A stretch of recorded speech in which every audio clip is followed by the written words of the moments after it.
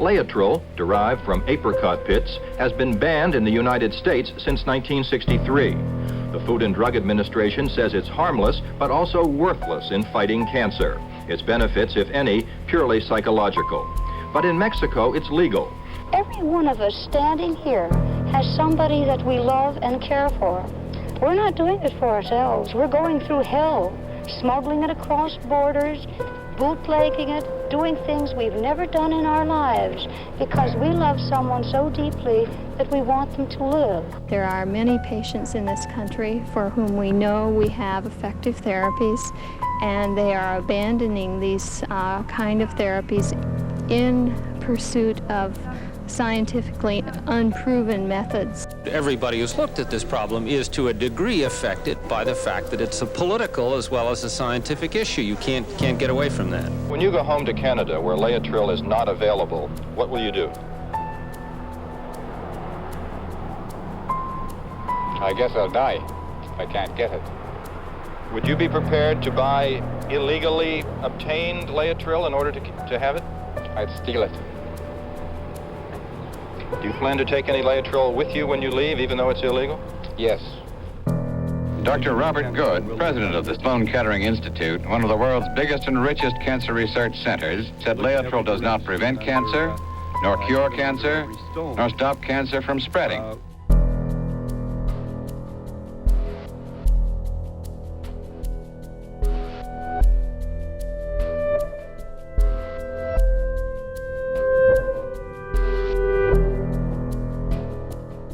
My impression of Laetrile was that this was sort of another example of the madness and delusion of crowds, that under the pressure of this terrible disease, otherwise sensible people might become desperate and turn to something that was patently worthless or false and showed the gullibility of people in the face of disaster.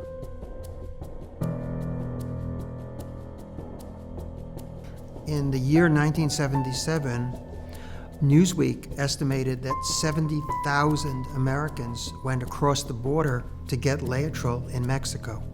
70,000. It was about a tenth of the cancer population at that time, and maybe a fifth of all the people with terminal cancer actually making the trek to the different Tijuana clinics to get Laetrile. And this came at a time when the official war on cancer really was in a tremendous amount of disarray. So it was almost like the public, whose hopes had been raised for a quick cure for cancer, but in time for the bicentennial, had given up hope on the established medicine and the established science and had shifted their allegiance, a good portion had shifted their allegiance to this, unconventional treatment. And there's this age-old war between quackery and conventionality, if you will, in medicine. And more than any other time in history, the weight of public opinion seemed to have shifted over to this quack side. And you had something like 19 different states had enacted legislation to legalize Laetrile. This was a big, tremendous change in the public's attitude. I was born in Brooklyn, New York. Long story short, I wound up majoring in classics and went to Stanford University on a National Defense Education Act fellowship. So I spent 3 years plus at Stanford in the late 60s and then taught classics for a while. Went back to New York in the early 70s, more or less to be nearer to my family and my wife's family. She and I have been together since we were in high school. I was new in the school, Abraham Lincoln High School in Brighton. It was between Brighton and Coney Island on Ocean Parkway. And I was going up the down staircase, and he was coming down the down staircase. So he stopped and said, "I don't know you." I said, "Well, I'm new. My name is Martha Bunham." And I said, "Maybe someday it'll be Morse." Just like that. It made an impression on me, obviously. And we've been married now almost 50 years. Being aware of current events was very important to my parents. We would sit around and watch the news every night. And of course, during the 70s, the early 70s, the Vietnam War was still going on. And every night it seemed as though there was a deep frustration with what I'm sure many people experienced as a sort of a sense of powerlessness and an inability to be able to affect a change. So I wound up hearing about a job that was opening up at Memorial Sloan-Kettering. I was working at Hunter College on 68th Street in Manhattan, and Memorial's on the same street. And so it was just a kind of a stray thought that I should go and apply for this job. It was in public relations, public affairs, and the job title was science writer. Now, I didn't have any qualifications or training in science writing, but my basic appeal to them was that I was a reasonably bright and well-educated guy. I had no background in science, much less in cancer, but I thought that I could see things the way that the average layperson would see things and ask the questions about their research that any outside person, including, let's say, potential donors, would ask. One interview after another, writing endless samples of his work, and finally he got the job. I started work on June 3rd, 1974, and it was a tremendously exciting time. This was, in some ways, the best job that I ever had, certainly had ever had up to that point, and in a sense that I ever had, because it was an opportunity for me to, quote unquote, go back to school and learn this whole amazing world of biology and medical science that, I had only very peripheral involvement with up until that point. I remember the day my father was hired at Sloan-Kettering. It was very exciting that he got this job to fight a war that we all could get behind, the war on cancer.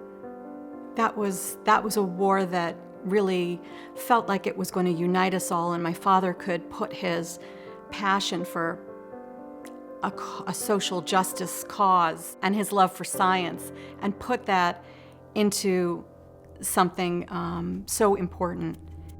At that time, it was a very unusual moment, really, because with the launching of the war on cancer, Memorial Sloan-Kettering had taken a very kind of radical turn. They had appointed a man by the name of Robert A. Good, Bob Good, to be the president of Sloan-Kettering Institute, and he then had appointed a man by the name of Lloyd J. Old to be the vice president of the Institute.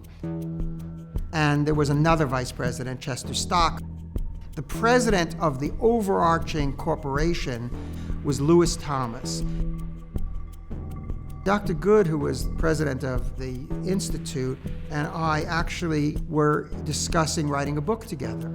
So we had dinner together. We went out socially. Here I was, a 31, at bottom of the totem pole, and I was befriended by and friendly with the top person in the Institute. Very heady stuff for a young science writer. Bob Good was the most, I think to this day, the most published biologist in the world ever. I think 1,200 papers. Around the time that I was hired, he had this terrible thing happen.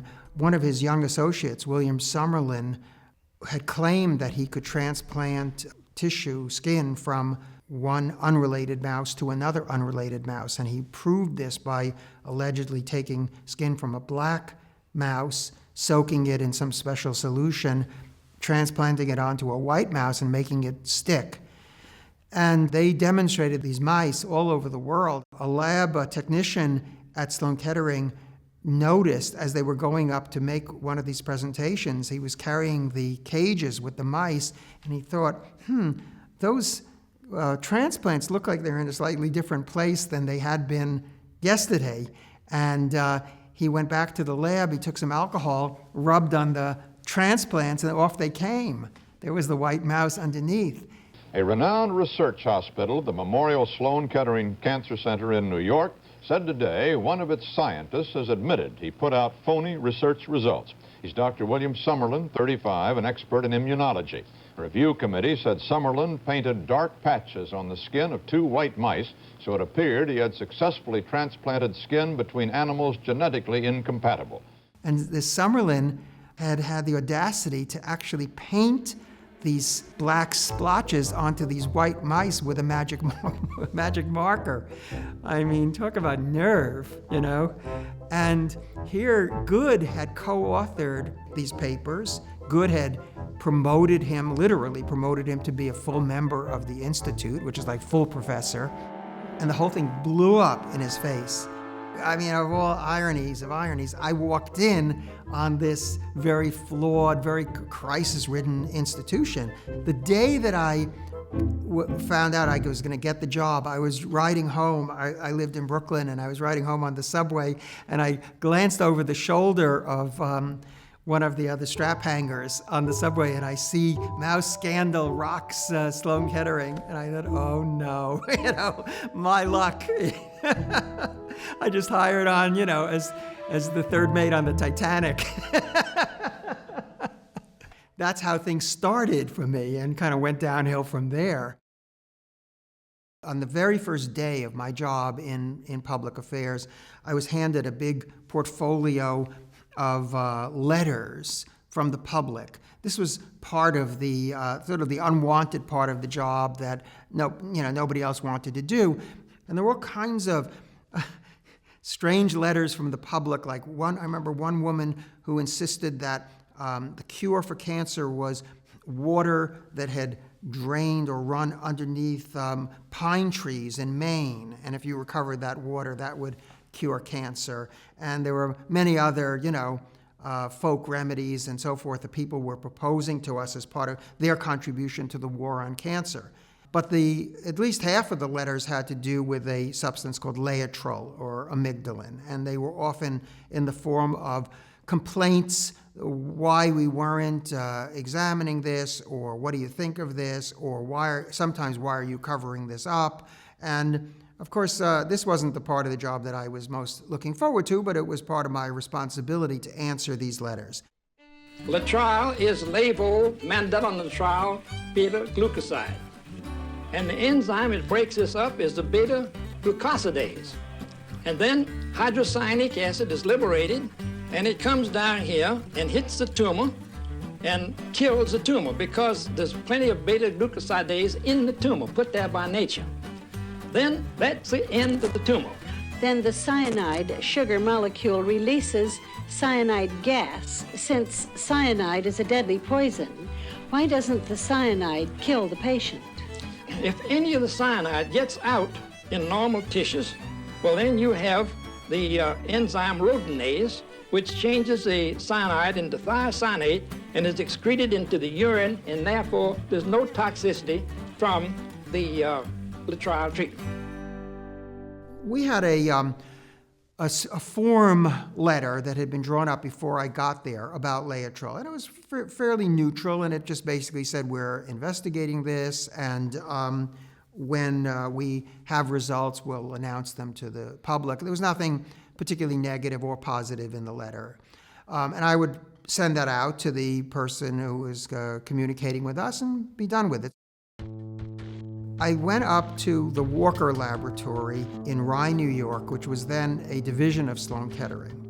I went up for a different purpose to interview a different scientist, but I had lunch with Dr. Chester Stock, who was the vice president of Sloan-Kettering in charge of the Walker Lab, and Dr. Kanematsu Sugiura, who was this 80-something scientist at Sloan-Kettering and was kind of an oddity in the sense that he was, I think, the oldest working scientist in the Institute, maybe second oldest person in the entire center out of 4,600 employees.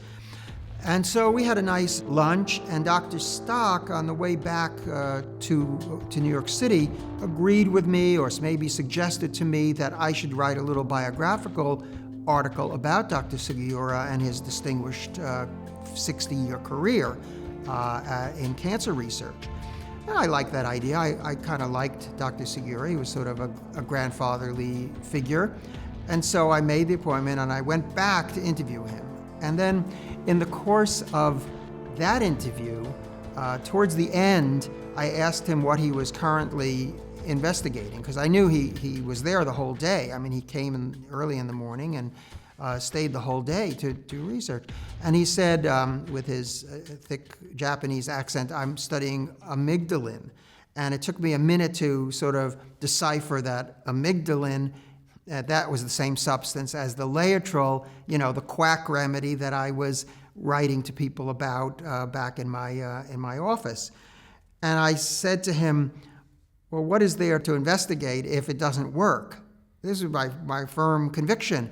And he got up and he took down, he had a uniform series of lab books, and he opened it up, and he showed me that when he gave the Laetrile or amygdalin, that the tumors would stop growing for a number of weeks. After a while, they'd start growing again. So I was being very, very young and inexperienced. I was quite amazed at this. And he said, but that's really not the important thing. The important thing is this. And he showed me the lab books. And you could see clearly that in about 80 to 90% of the animals that only got saline solution, saltwater solution, which is an inert substance, that there was metastases or secondary growths in the lungs of these animals. And in the Laetrile-treated animals, only between 10 and 20% had metastases. And Segura, in his very characteristic low-key way, said, well, it would be very interesting if it prevented it completely. He was a little disappointed that he hadn't completely prevented the occurrence of lung metastases. He said, but Laetrile, it's not a cure for cancer. It is a good palliative drug, based upon, of course, only on his laboratory experiments. He didn't know about, to my knowledge, didn't know about or care about what was going on in Mexico. He was very vaguely aware of anything outside the lab, I would say. It was hard to disbelieve him in any sense, because he had no axe to grind. He would sometimes tell me for hours what his day was like, on and on, describing his impressions of Kanematsu Sugiura. And Sugiura had told him that Laetrile worked, that it stopped metastases in 80% of the mice, and it should be tested further to see if this is a useful drug for human beings. That's all, So I came away quite astonished, really, when running back to my office and told my boss, Jerry Delaney, about this. And Jerry, who probably knew more about this situation than I realized, told me something very unusual at that point. I mean, very strange in a way. He said, I want you to befriend Dr. Sugiura and be aware of exactly what's happening with his work, because I need to know, as head of public affairs, public relations, what is going on up there, because this thing could blow up and blindside us. And it was a fairly reasonable request, I think, for a PR director. And I had sort of an entree now with Dr. Segura. So I don't want to say I was a spy, but it was a sincere interest on my part. It also was sanctioned by my boss to do this. So over the next few years, really, I became close to Dr. Segura.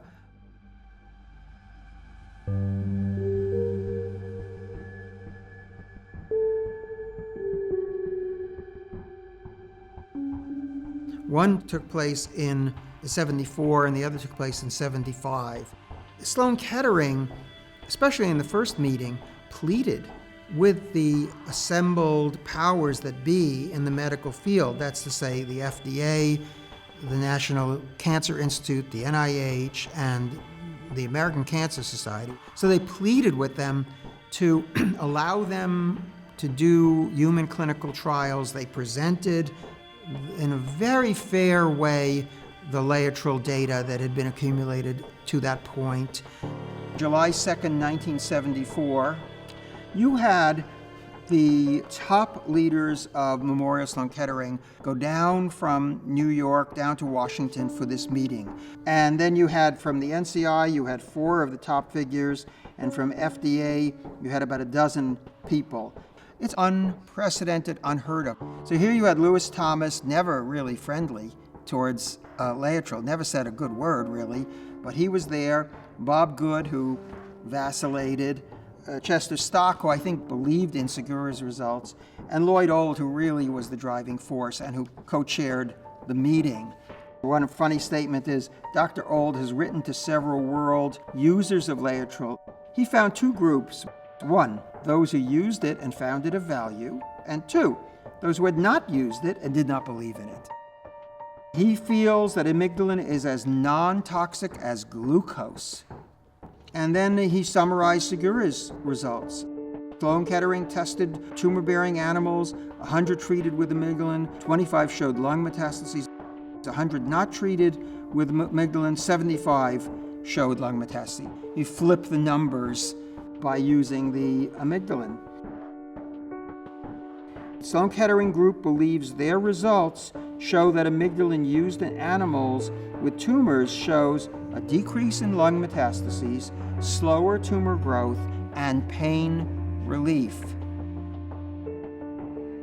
And Dr. Stock thinks studies on amygdalin should be made particularly regarding pain relief and reduction of lung metastases.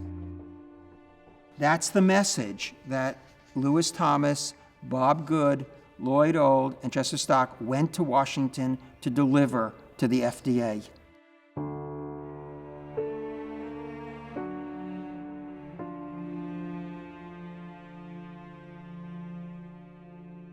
Here's a letter from the Office of the President and Director of Sloan-Kettering Institute, dated January 24, 1975, to Dr. Mario Soto de Leon. Laetrile has something. It's not the magic bullet, but it has helped a lot of patients that were already sent home to die. And it's from Lloyd Old, Vice President and Associate Director of Sloan-Kettering. It says, Dear Dr. Soto, it was indeed a pleasure to have you and Dr. Sanin visit our institute and share with us your clinical experience with amygdalin in cancer patients. I was pleased to hear from Dr. Sanin that our proposed collaborative controlled trials have the approval of your hospital. We are looking forward to a fruitful exchange of information. My best wishes, sincerely yours, Lloyd J. Old. So this shows you, beyond a shadow of a doubt, that the Sloan-Kettering leadership was actually trying to set up its own clinical trial in Mexico. They're excited about it. The results are coming out positive. They like some aspects of the theory behind it. They think they might be able to produce drugs along the lines of cyanide release that are even better than Laetrile. And the bottom line was, we think that we should do clinical trials. The next year, they went back to the second meeting, March 4th, 1975. Now this is at the NCI. This was a higher level meeting. We've got Frank Rauscher, who is the director of NCI, and a lot of other very, very famous figures from the NCI in those days. This is a who's who of the NCI. And from Memorial Sloan-Kettering, we've got Old, Thomas, Stock, and then right below, Dan Martin from Catholic Medical Center, and people from the American Cancer Society. Now, what had happened is that Daniel S. Martin from the Catholic Medical Center in Queens had joined the discussion, and he had been the person who created, I guess you'd say, the CD8F1 mouse, which was the main animal model that Segura had used. And he had become an adamant opponent of Laetrile. Because of his belligerent personality, Dr. Dan Martin's career was at a dead end. He had lost a big lawsuit against his own institution and had been relegated to an abandoned and graffiti-covered hulk of a building in Queens. The National Cancer Institute had abruptly turned down all of his grant requests. He had no customers for his CD8F1 mice. Then, in mid-1975, NCI suddenly gave him $1 million, $4 million today, to breed mice, quote, to see whether Segura's initial findings at Sloan-Kettering might not have been right. So Martin exploded from his utter isolation in an obscure corner onto the national limelight as a supposed expert on Laetrile, touring the country, speechifying, writing op-eds, shouting that Laetrile was worthless and dangerous. I think it is more than coincidental that Martin launched this hate campaign at the very moment that NCI gave him a grant of $1 million. To take a position against quackery, I think, is very self-justifying on the part of some people within the medical community. It makes them feel better about themselves and about their profession. And it's also a quick road to success, because everybody, in the establishment likes the knight on the white horse who's going to come and save the world from the danger of quackery. So it was seen as within their circles, as a popular thing to do.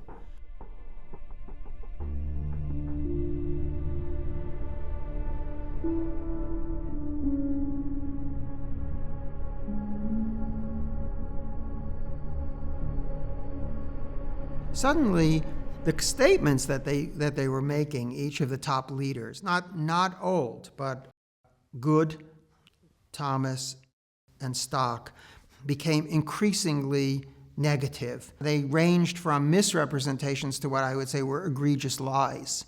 And it built over time in the beginning of 75. And it built and built. Each one seemed to get emboldened by the other one to make a more definitively anti-Laetrile statement, which was odd because nothing was happening at that point scientifically to trigger those comments. Very distressing, very distressing. It culminated with a statement that Chester Stock gave to David Leff of Medical World News in 75, saying, "We have found Laetrile negative in all the animal systems that we have tested."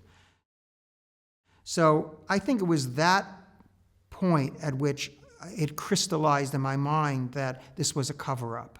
To say we have not a scintilla of evidence or not a shred of evidence showing that Laetrile is any effective in any animal system, period, which was the kind of thing, the statement they were making, that's a lie. Quite pure and simple a lie. I had sort of set myself a goal of talking about Laetrile to all the top administrators in the center.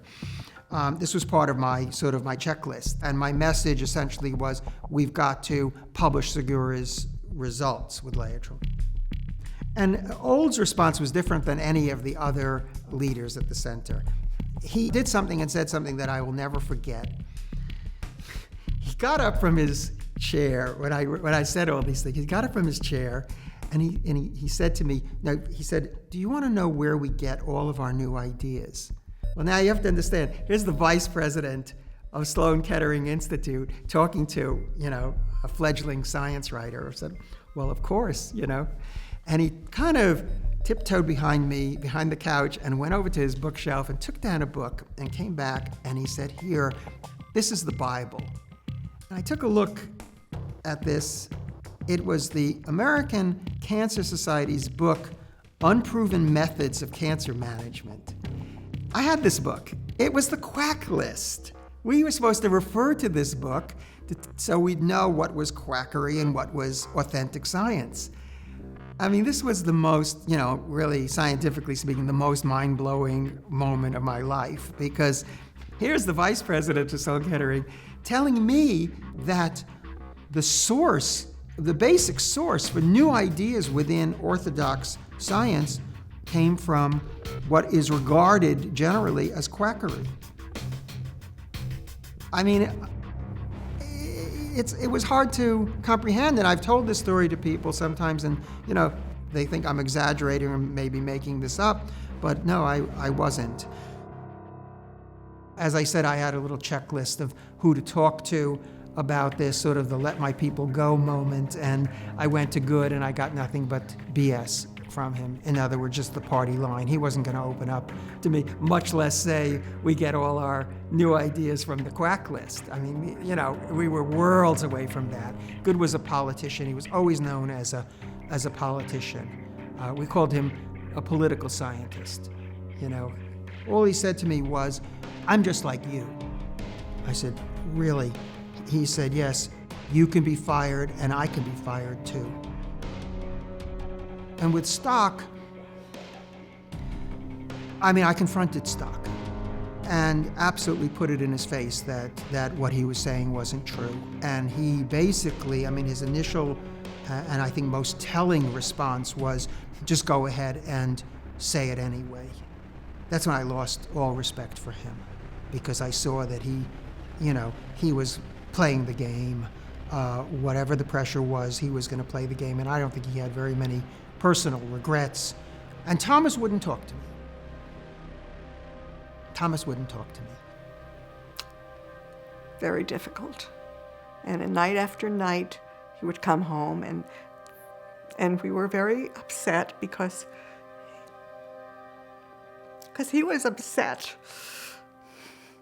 There was a lot of anxiety over whether or not to act on his conscience and put the ability to provide for his family at risk, or whether to just keep his mouth shut and go along and, maintain the status quo and do what they wanted him to do, which was essentially to lie. I was really scared. I was scared in a lot of levels. Younger than them, totally, nowhere near them in terms of knowledge, arguing the case for testing the most quackish of all the quack remedies, telling them essentially that they were doing something wrong. It was a textbook case of what not to do if you intend to pursue a career at an institution like that. Here, everything was going great for me. I said, you're not the man that they want there. If they want somebody who's going to lie, that's not you. You're not the one who's going to be doing that. What do? You've got the best job you've ever had or may ever have in your life, and your boss is telling you to lie. So I didn't know how to respond to this. It really was a classic case of where your conscience is strained. And my response was to leak the documents. I wanted to have my cake and to eat it as well. I wanted my job, and I also wanted to have a clear conscience. So I guess this is why people leak documents all the time. This took a lot of doing. To convince Segura to give me the actual photocopies of his lab notes, that was really sticking my neck out. Because what if, they asked him, and on my birthday in '75, he gave them to me. He gave me all his internal memos and his lab notes.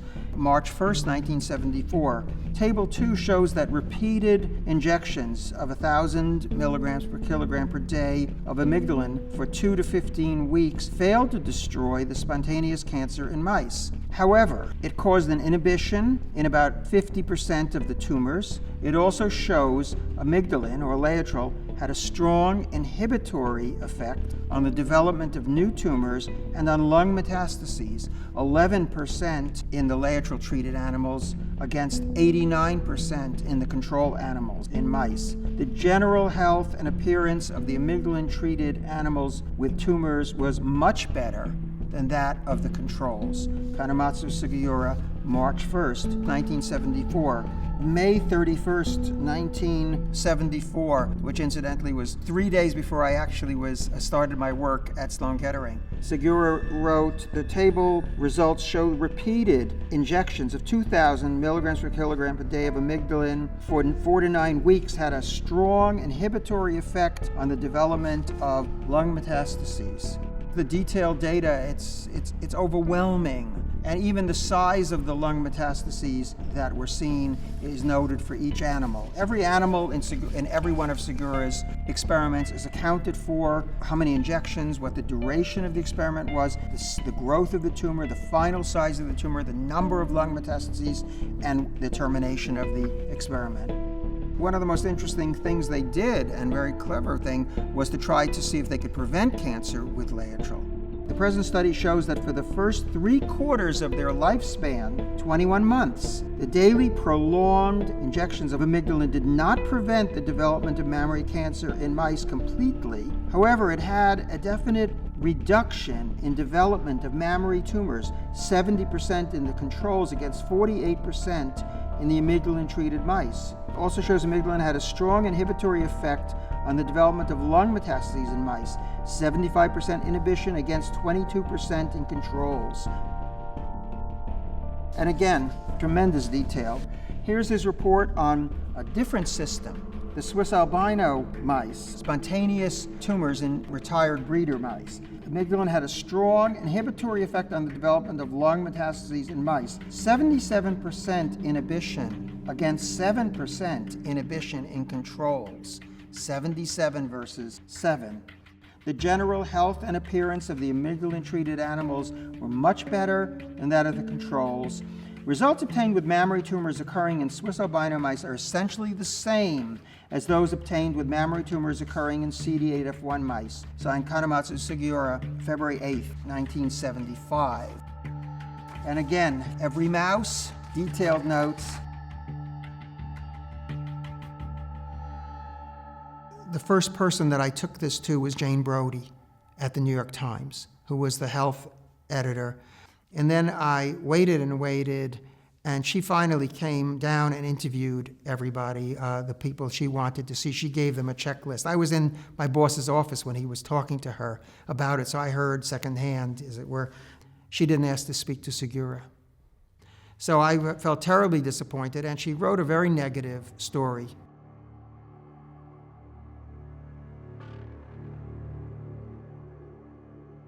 I couldn't believe that positive data that I had presented her with had turned into kind of a typical anti-Laetrile story on the front page of the Times. It was a devastating blow, because I think also I realized I can't so easily convince the mainstream about this. So now I had my one route, the sort of the media route was more or less cut off from me, at least momentarily. Then I decided in the middle of the summer of '75, I had to sort of go whole hog, and I packaged up a copy and sent it off to the Committee for Freedom of Choice in Medicine, which was the main pro-Laetrile lobbying group that did sort of propaganda for freedom of choice, which was the rubric under which Laetrile was being promoted. Cancer patient Steve Gadler, claiming he was cured by Laetrile, said the issue boils down to freedom of choice, his right to use the processed extract of apricot pits over conventional therapies. I plead with the FDA. Give us the freedom to choose our own therapy. Why should I, an American citizen, have to go in the black market or smuggle something that I should have the freedom to choose? And the Committee for Freedom of Choice, of course, ran with it. This was their dream come true, and they republished the data. The Laetrile movement was really, in some senses, an offshoot of the John Birch Society. And this is like an extreme right-wing group to the right of what we would now call the Tea Party. I mean, get the U.S. out of the UN and, all kinds of conspiracy. Eisenhower is a communist and all this kind of extreme right-wing stuff. And I didn't want to have anything to do with that. And I was looking for sort of to counteract or counterbalance that, because everything that was coming out about Laetrile was sort of tainted by its association with the Birch Society. Most of the people you read about in the Laetrile movement were either in the Birch Society or affiliated with it or sympathetic to it. I wasn't. And coming from out of the anti-Vietnam War movement, and even going back before that, I mean, my orientation was more left of center. And so there was this group called Science for the People. I had no particular interest in Science for the People, but it seemed like a kind of an organizational format that I could use to maybe sort of interest the left in this. This was a group that was active in the early to mid-'70s. which was sort of a leftist, progressive organization that was involved in a lot of scientific issues.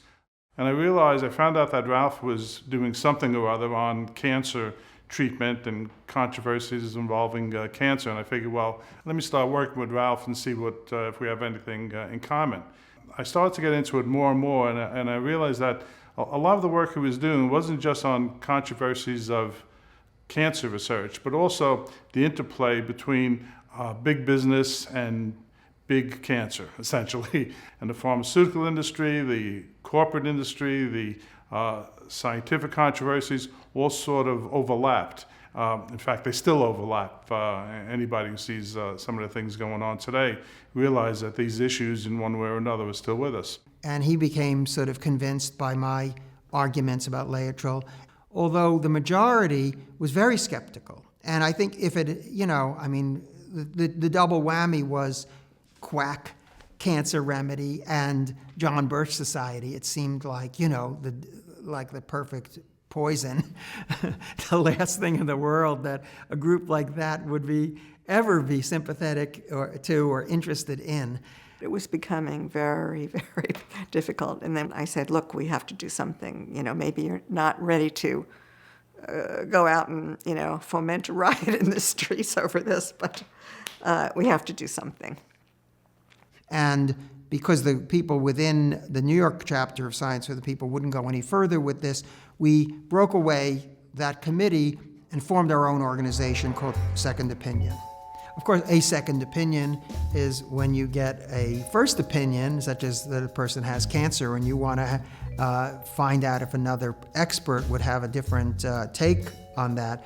We called our newsletter Second Opinion because we felt that people were getting the first opinion from Memorial Sloan-Kettering, but we had another diagnosis of the problem, as it were. We had another take on what really was going on. The Second Opinion was largely anonymous. It was really written by and laid out by Sloan-Kettering employees. A lot of them were people with grievances of various kinds about their treatment on the job and so forth. So it became kind of a anonymous way for people to voice or air their discontents in a large center, 4,600 employees.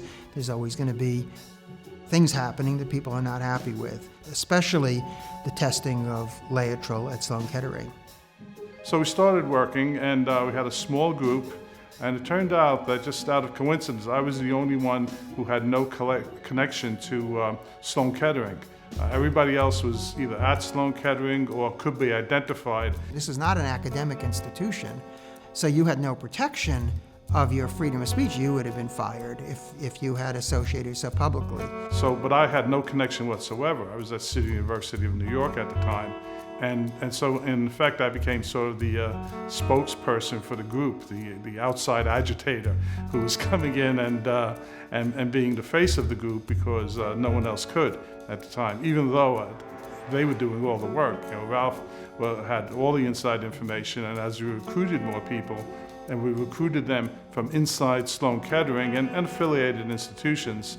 And it was all like literally cut and pasted. My wife had some background in graphics, so she cut and pasted the issue together, and we had it mimeographed and stapled, and we handed it out at Memorial. And there was a lot of interest in this. And so as people came into the organization, then they brought their own concerns. And some of those concerns were labor concerns. We became like the outlet, the clearinghouse for a lot of grievances within the institution. A firing that some people thought was racist in nature, at least the person who got fired did. We had some patient complaints. We had complaints coming from the Department of Nursing about the chairman of nursing, and it grew. And more people came in to the group. So at one point we had about 20 people, I think, in and at meetings and so forth. I kind of then wrote these articles about Laetrile. So Second Opinion for a few years became enormously popular to the point where we were printing 5,000 copies of each issue, and we distributed them within hours. There were only 4,600 employees at the center, We would just stand there, and we didn't have to hawk it. We didn't have to hand it to people. They came racing over to us on their way into work. People would take it, the workers would always take it, the nurses would usually take it. The low-level administrators didn't want to be seen touching it, but the high-level administrators, they all wanted to see every single thing that was in it. And Ralph used to describe how when it came out, every high-level administrator was sitting at his desk and nothing would get done in the hospital until they would read through every single line of the paper to see what scandal was going to come out, what controversy was going to come out, whose names were going to be named, and what they had to do about it. And they, of course, provoked an uproar immediately. Do you know anything? Everybody was asked, do you know anything about this? No. This was so 60-ish. And here we were now in 1975, 76, but the 60s kind of lingered. This was the era Nixon had just been kicked out of office. And at the moment, it was it seemed like the right thing, the right way to do things. In the pre-internet era, we were trying to give the average person or the person without specialized medical training some insight into what was going on within one institution where evidence was accumulating of the effectiveness of a treatment, but the top administration felt that it was perfectly okay to give people any BS that they wanted because nobody would ever have a way of knowing that what they said wasn't true. And they didn't count on the fact that, there were a few people inside who were not going to stand for that. And I think that sort of upset their plans.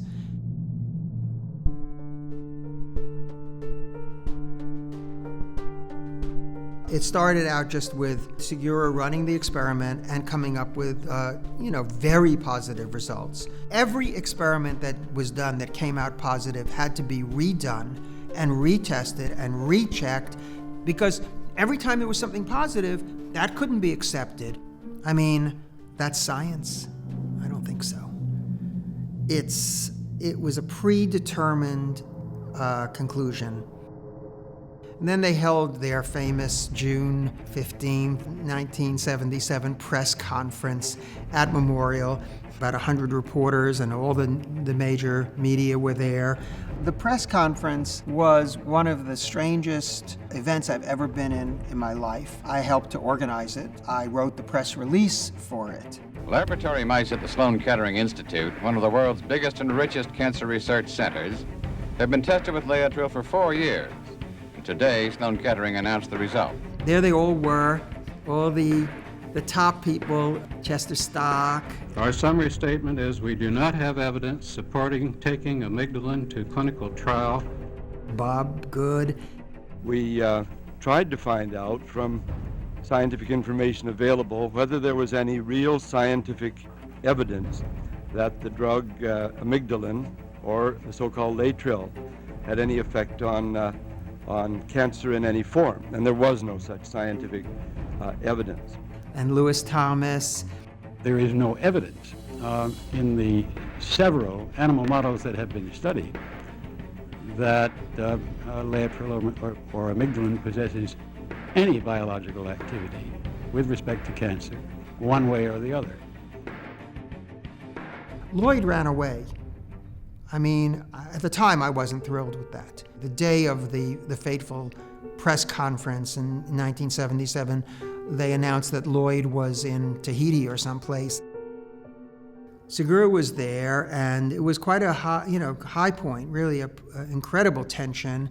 Word had leaked out that Sloan-Kettering had had some positive results. So this was the final nail in the coffin of Laetrile. Dr. Segura, do you agree with the conclusions in the summary statement? What conclusion? The conclusion that Laetrile, in effect, does not either cure or prevent cancer. I agree. Of course, my results don't agree, but I agree what our institute said. Why? If your results don't agree? Well, I don't know why, but I think good. Do you stick by your results? Yes, I stick. I hope somebody able to confirm my result later on. It was just this electrifying moment. I mean, you can't even imagine, you know? The whole, I mean, maybe this was just my emotion. I felt such a surge of admiration for him, and it was such a poignant moment. Man was about, I don't know, 87 or 89 years old, and here his whole career was on the line, and he was magnificent. And he didn't care. I mean, he was not a proponent of Laetrile. He didn't care one way or the other as far as that goes. Has any other of your results ever been disputed before in the 40 years that you've been here? I'm here almost 60 years. Nobody disputed my work. Every paper I sent to the publication always accepted. Why not this? Huh? Why not this one then? Why not these results? No, these results also accepted by the publication, Journal of Surgical Oncology. Sloan-Kettering did something incredibly clever in this. They took his data and they embedded it into the negative paper. It's diabolical because this is how they got him to put his name on the paper. In other words, they said, look, you know, we're going to have an overall negative conclusion on this, but to represent your position and your point of view, we'll put your data into the paper. And then the world can always see that you had gotten these results. We don't agree with them, but at least they're there. And this was the compromise in a way that he made because he told me, I mean, he felt like it was more important that somewhere, someday, somebody could unearth this study and reconstruct it from the paper that was eventually published in the Journal of Surgical Oncology. The scientific papers defining that are to be published, defining this work, are available to you, I understand, and it is our interpretation from all of the evidence taken together that there is no substantial evidence of effectiveness of amygdalin or Laetrile in any form of experimental cancer study. These were sent to the Journal of Surgical Oncology and have been accepted for publication probably at the beginning of 1978. That's one reason we're having the press conference today, to let you know the results in advance. There was the paper, and then there was the sort of executive summary of the paper with all the negative conclusions, the cover document and the cover-up document. I wrote that. Yeah, I got to write the fake summary of the data for Sloan-Kettering. And then we had the paper, the one that Segura counted on everybody reading in order to extract the positive data. Jerry Delaney told me, take all those papers and put them behind the curtain in the other room, and don't tell anybody they're there. And so when you walked in, you got the summary, the ginned up summary of the supposedly negative results on the table, the 2 or 3 page summary, and the extensive paper preprint of the article from the Journal of Surgical Oncology hidden behind a curtain in the adjoining room. I only give it to people who specifically ask for it. It was interesting. I don't imagine our scientific publication will have any impact on the public. Why will it not have any impact on the public? I don't think they pay too much attention to scientific publications. It was interesting. You know, I was still learning about the field of scientific journalism and journalism in general.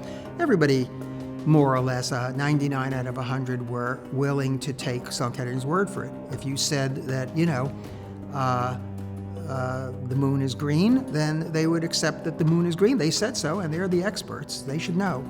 As I say, Dr. Segura first obtained, in an experiment started September of 1972, the result that caused us to do all the further experimentation. And in that experiment, he essentially found that the treated animals showed about 20% with lung metastases, and the controls showed about 80% of the animals with lung metastases. This was followed up by 5 additional therapy experiments in which he obtained practically identical results as far as the lung metastases are concerned. Normal scientific caution at that point, we were quite interested in what he had found. Normal scientific caution would suggest that we get that confirmed, which we attempted to do. And I think our normal scientific caution was reinforced by all the controversy surrounding the material. We then asked Dr. Martin, who had been providing all of these CD8 F1 mice, to try to confirm the results. The first experiment actually was a cooperative experiment in which we were trying a special study. And then Dan Martin, who was the person who kind of invented the CD8 F1 mouse, got involved in the scene, and they started to do some experiments. But in the sort of the classic situation that I was mostly involved with, in sense of being Segura's confidant on this situation, was where Martin held the key as to which were the treated and the untreated animals. Segura, who was the blinded person in this experiment, he's the one who didn't know which were the treated and which were the untreated. He said, I know which are the treated animals, because the laetrile animals had nice glossy coats, they looked good, they were healthy, and the other mice were dropping dead. I said, Dr. Segura, please don't tell anybody this. Don't tell them this. Oh no, but I will tell them because it's the truth. And I know which are the treated animals, and I'm going to tell Dr. Stock. And I said, please, Dr. Segura, this is not wise. It's not, you shouldn't do this, because I saw the writing on the wall. How did the mice appear to look better? Advanced leukemic mice, appeared sick and very weak. But after injection of amygdalin in the afternoon, become active. And the minute that he told them these are the treated animals, they declared the test invalid. They declared the blindness aspect was gone. I love that phrase. So then the solution to that was mix them up. And then, of course, he saw that tumors were stopped growing in the saline-treated animals. So there was something really screwy, because it looked like somehow the control animals were receiving Laetrile. See, one thing what I like to mention here, in the last experiment, what we did on October 1976, called blind test, funny thing happened that when you inject amygdalin into the animal, small tumor stop to grow for 1 week or 5 weeks. See, and in the last experiment, what happened is in the control group had 42% tumor stop to grow for 1 week to 5 weeks, while experimental only 27%. Now, we people in chemotherapy, we use saline solution for control of the other drugs, because saline had no inhibitory effect on tumors. Now this thing happened, so that's something very peculiar. See.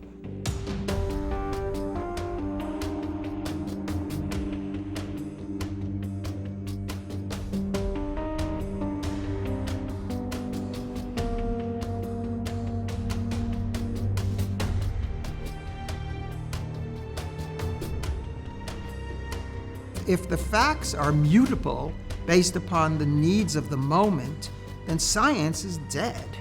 You might as well pack up and give it up, because there's not really going to be any honest reporting of what, experimentation shows. So he was fighting for, I think, a bigger thing, which is something he had given his whole life for, which is that by doing experiments and then reporting them accurately and honestly, you advance human knowledge, and therefore you advance the welfare of society. Doctor, are you then not convinced that your findings may very well be confirmed at some future date? Yes, I'm hoping that somebody able to confirm my result. The reason that they rushed to have a press conference in June was because Senator Kennedy was going to hold his hearings on the banning of Laetrile in July of '77. And Lewis Thomas was scheduled to testify. And so they needed to come up with a countervailing paper that would summarize and refute Segura's positive data. They were terrified of the pro-Laetrile people coming into that meeting waving the anatomy of a cover-up with all the raw data from Sloan-Kettering showing the stoppage of metastases and the stoppage of smaller tumors, because of course that would have left Thomas in an untenable position. Essentially, Thomas would have at that point had to admit that indeed Sloan-Kettering had had 4 years of positive testing with Laetrile. The final conclusion on part of the people in charge of these studies, and certainly it was my final conclusion on reviewing the data when it was pulled together for publication, was that Laetrile is without any effect at all. It seemed almost, diabolical, because we couldn't believe that people would actually do this and lie about a promising treatment for cancer.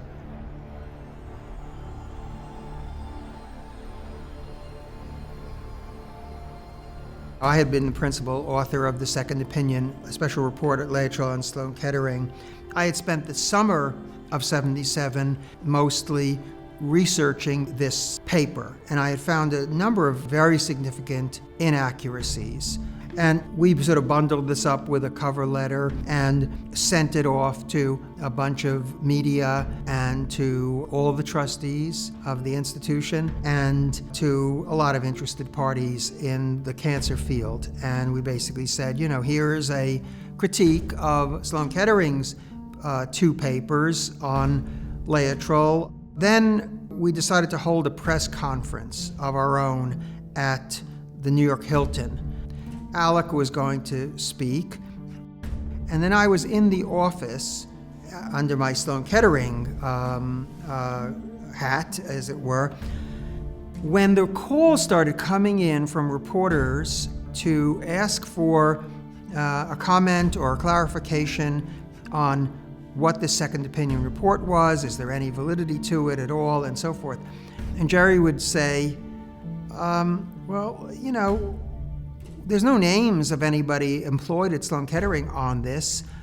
They claim to be a group that represents Sloan-Kettering employees, but the only name we see is Alec Persnicki, and we've checked the records, and Alec Persnicki doesn't work here. We have no idea who he is.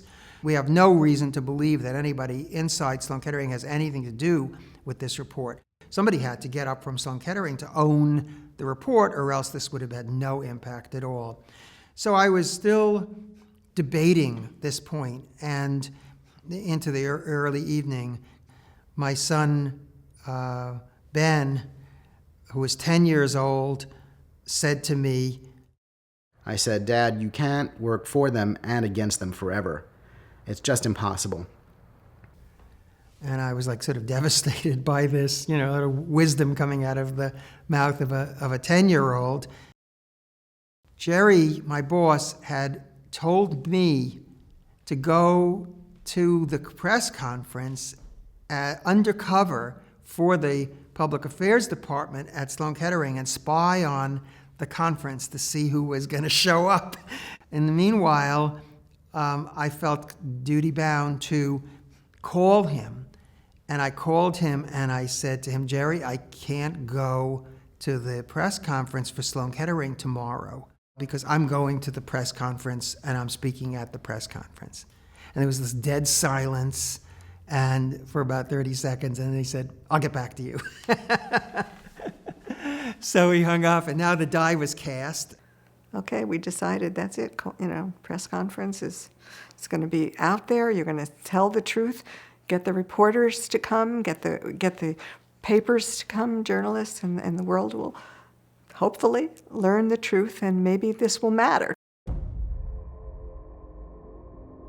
I said exactly the same thing I'm saying now. I just told this chronology of what the experiments were and tried to accurately reflect what the pluses and minuses, what negative experiments had been done, and how it came to be that this was interpreted.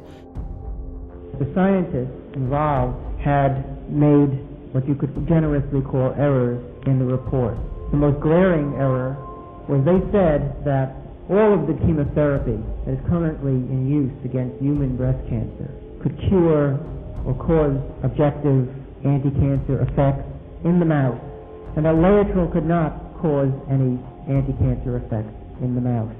So, therefore, Laetrile was obviously much worse than standard chemotherapy. Now, this was an out-and-out lie. It could not have been a mistake, because the man who wrote the statement himself proved that no known drug could cure or even partially relieve cancer in this mouse.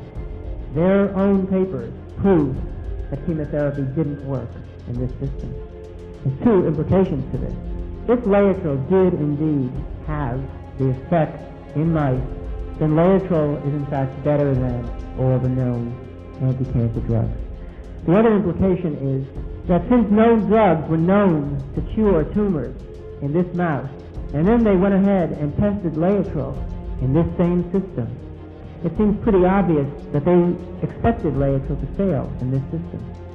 But Laetrile didn't fail.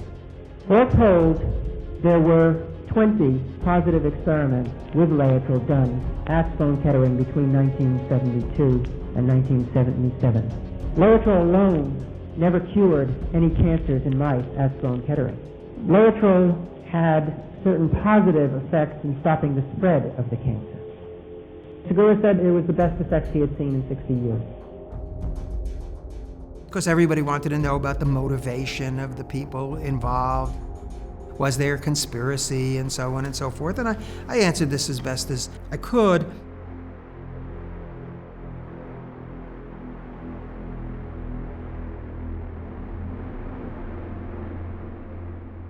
The Monday came, and I had to go into work, which was very strange, because I didn't know if I had a job or not.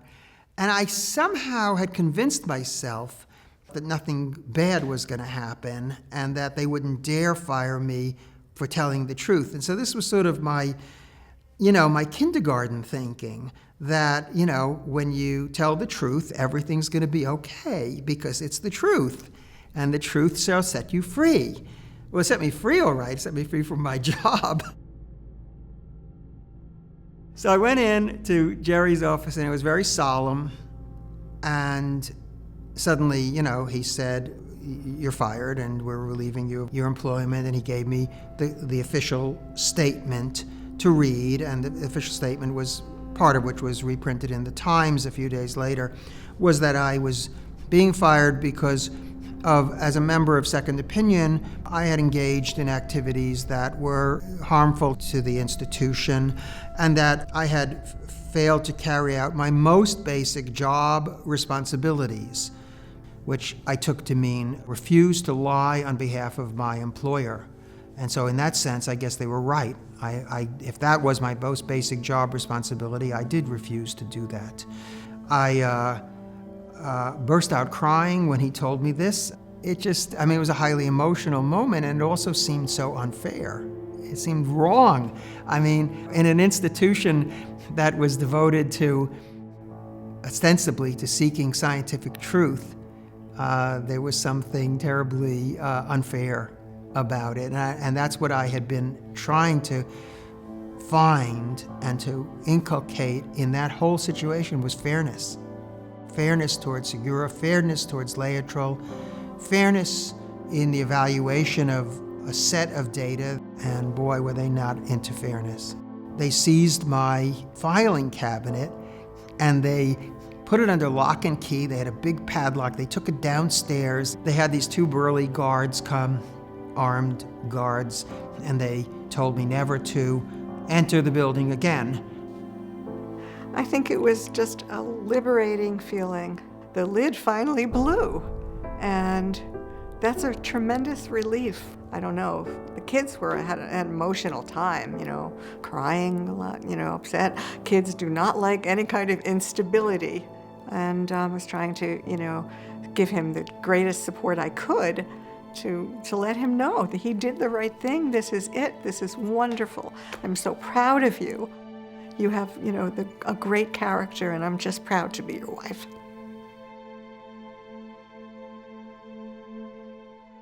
The week of the second opinion report on Laetrile came out, Alec and I received a letter from Segura. We had sent him a copy, and basically it said, "Your report is very well done and accurate. Please accept my sincere congratulations." I mean, nothing could have meant more to me than to get that letter, because then I knew that I had accomplished my main objective, which was to save this honest work of this honest man from destruction and from obscurity, that at least it would go on record that the true story had been told.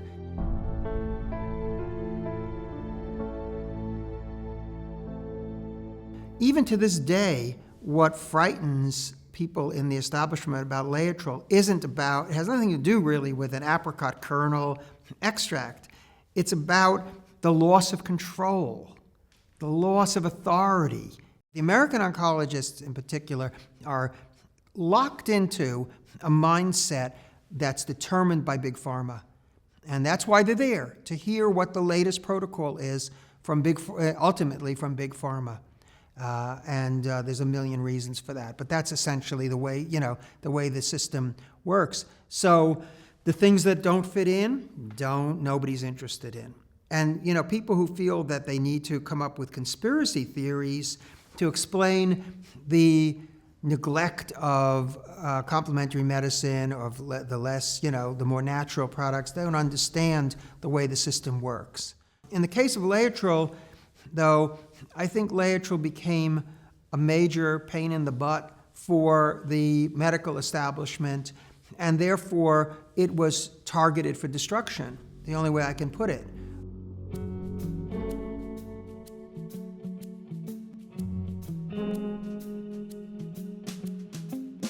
My father was invited back to Sloan-Kettering to receive the grand rounds, which is something that they only really do for honored dignitaries who are visiting, maybe oncologists from another country, heads of departments from other countries, that type of thing.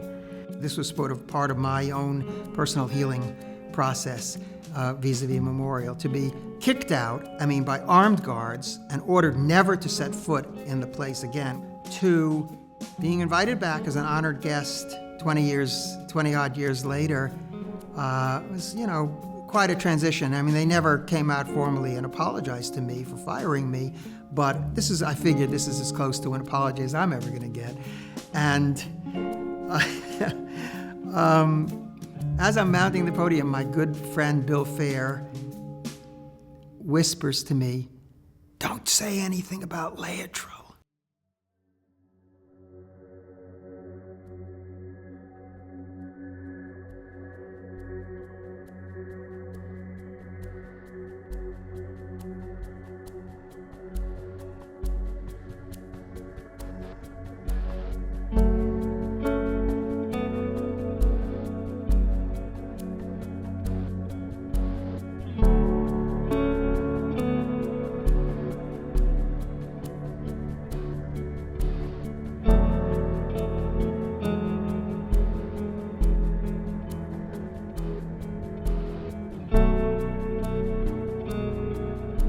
They should, for their own good, they should come clean about this, because it's, you can't live a lie, whether you're an individual, or an institution. That lie will weigh you down. It's tragic. And, they should re-examine this, I think, just for their own good. I doubt if that's going to happen. But in any case, it's a very sad thing, because, the things that you do have repercussions to them. And they did something terrible, coming out of the best of motives. they weren't able to follow through on, they didn't have the courage of their convictions. Put it very, very mildly, they didn't have the courage of their convictions. And that's bad, because then you've gotten yourself into something that, you don't follow through on, and it's in a way worse than if they had the sense to say, no, too hot, we won't touch it, then they would have been left alone. But once you take it on, then you have to own it. And they didn't own it. So now they're all gone. Lloyd Old and Bob Good and Lewis Thomas, they all died of cancer. So, it's quite ironic. While they were fighting over this treatment, they also were incubating the tumors or the conditions that killed them.